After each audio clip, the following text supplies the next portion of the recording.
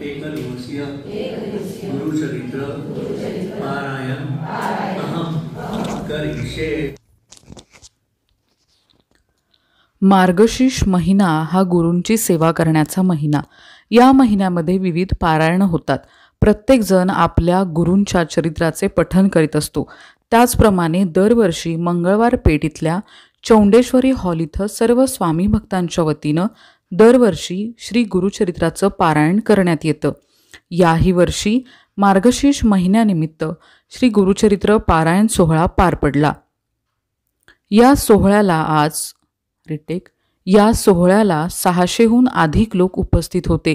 दरवर्षी या सोहळ्याला बसणाऱ्या लोकांची संख्या वाढत जाते। या कार्यक्रमामध्ये पहाटे 5 वाजता स्वामींच्या पादुकांवर अभिषेक, आरती, त्यानंतर गुरुजींनी सूचना दिल्यानंतर पहाटे 6 वाजता पारायणाला सुरुवात झाली। अतिशय मंगलमय वातावरणात गुरुचरित्राचं पठण सुरू झालं।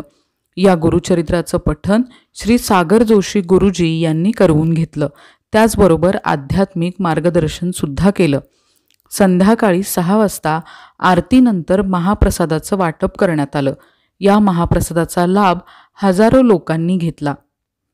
या संपूर्ण कार्यक्रमाचं उत्कृष्ट नियोजन प्रसाद जाधव, माधुरी काटकर, संयुक्त मंगळवार पेठमधील सर्व तरुण, सर्व स्वामी भक्त यांनी केले।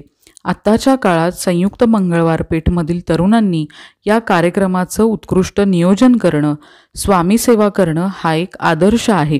हे नियोजन पाहून पारायणास आलेल्या सर्वांनी आयोजकांचे आभार आणि आनंद व्यक्त केला।